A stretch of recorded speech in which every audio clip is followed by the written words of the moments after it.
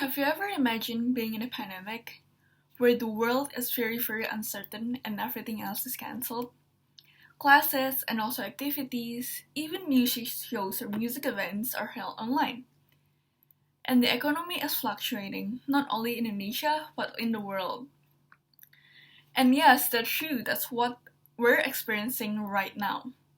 This pandemic has made people scared and also anxious about what the future might hold. There's even this story that surfaced recently in North Borneo about a student that took his own life due to the stress of going to online school. When he is only 15 years old, or middle school, SMP here in Indonesia. If we look at it, this is actually the third case this year with the main factor causing it is because of the severity of going to online school. Suicide cases are said to be not something that happens suddenly, but there's a long accumulation and also sequence that the individual experiences that he cannot bear it alone. Anxiety is actually much more common than what people think. People think anxiety is special or is kind of a rare disorder. But when we look at the facts, 1 out of 14 people around the world have anxiety disorder. So in the US alone, there are 6.8 million people that are affected by generalized anxiety disorder. There are also different types of disorders such as panic disorder, social anxiety disorder, specific phobias, and also post-traumatic stress disorder or PTSD. So social anxiety disorder is, for example, when I go to parties, I don't really like to talk with new people because I'm scared, I don't know what to talk to them, and my heart doesn't really feel in the right place.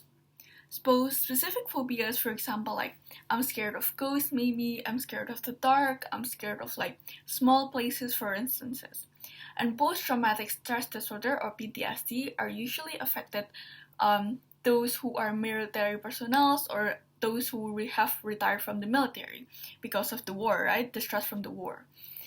And PTSD alone has affected 7.7 million adults, and social anxiety disorder is actually the most common because it has affected 15 million adults in the United States, or 6.8% of the adult population. Treating this mental health has cost up to 42 billion US dollar. Anxiety, as we all know, can lead to depression, school dropout, suicide, makes it harder to focus and also to hold on a job.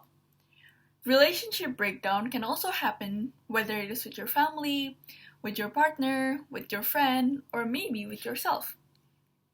So the effect of anxiety in short is that anxiety increases your breathing and also heart rate, therefore concentrating your blood flow to your brain where you actually need it the most. This is a very physical response in preparing to face a very intense situation. However, if it gets too intense, you might feel lightheaded and also nauseous. Like you feel like you want to throw up and you just don't want to be there. When we think about it, anxiety are just nerves that we need to get over it, and we need to look at anxiety as a weakness.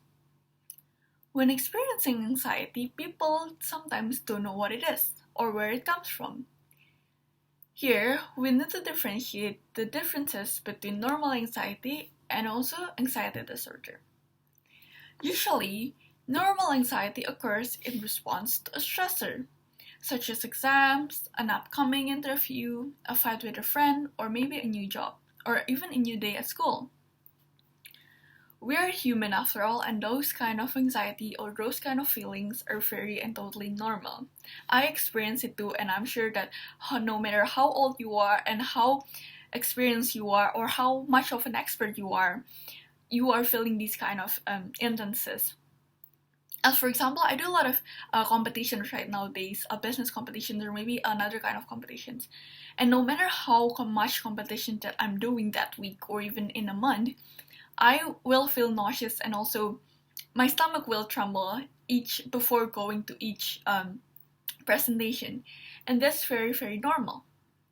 But when you struggle with an anxiety disorder, you're anxious almost all of the time, yet there are times when you cannot spot the source of the stress. It will be very difficult for those who are experiencing this kind of anxiety to get through the day. So the symptoms are, for example, restlessness, fear, hard to sleep at night, maybe insomnia, and also they cannot concentrate on most tasks that they are doing. I read it online that actually, if we think about it, and this also I think is very true, that 85% of the things that we fear will not likely to happen.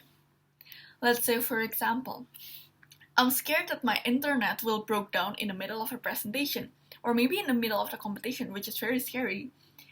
But when you prepare beforehand and you prepare your internet, you prepare your computer, you prepare your devices and so on, 85% of my internet breaking down or shutting down in the middle of the presentation will not likely to happen. Even small responsibilities like the paying the bills sometimes make people feel anxious, or even calling like the call center also makes people feel anxious.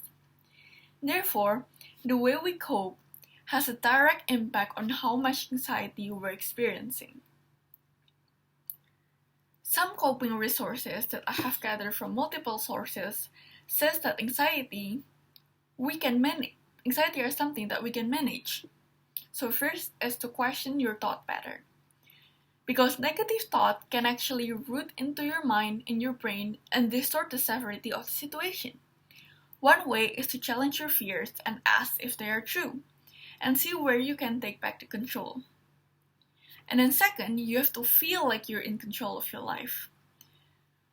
When we are faced with a decision making, A or B or even C or D, we have to do it badly. We just have to choose in the moment. We're going to choose A, we're going to choose B. Why? Because if we do it badly, and if we do it right away, it will speed up the process of the decision making. When we are thinking too much on how we achieve something that's perfect, it usually paralyzes us and paralyzes our brain, and we are afraid to even begin. Because we aim for the highest achievement, we aim for perfection, and ends up doing nothing because our standards are too high. When we do it badly, it frees up our action to do whatever and however we do it, and whatever the results will be good or will be bad, at least we're done with the decision making and we do it.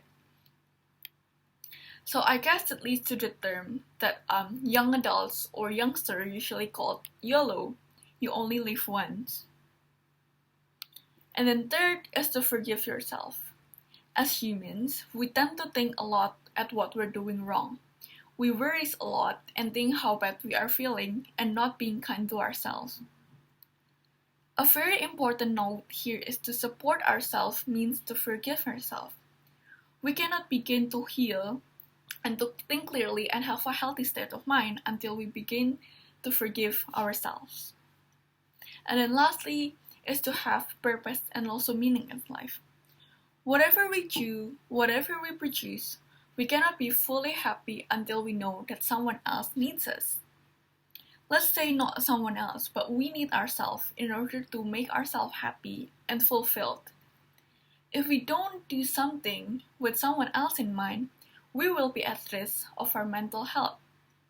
Let's just look at the small examples, like opening the door for someone, even volunteering, maybe sharing with other people that have no money with just listening to them, or even give mentorings to people or just listening to people. Those are very easy. Act of kindness doesn't have to be in a monetary form, or it doesn't have to be large or huge. I have mentioned some mindsets that should be perceived in order to have a healthy state of mind. But there are also exercises that can be practiced when experiencing with this kind of anxiety. For example, is to focus on deep breathing. By evening out your breath, you will slowly your heart rate and also help calm you down. And then write down your thoughts. Writing down your thoughts and what makes you feel anxious or what makes you feel scared, and get it out of your head will make it less and less daunting. And then lastly is to rest. Let your body rest and also let your mind rest so that you can start healing physically and also mentally. Lastly, I would like to say that you are you and do what makes you happy and fulfilled. because you are responsible for your own happiness. Thank you for surviving this pandemic, and please, please be safe.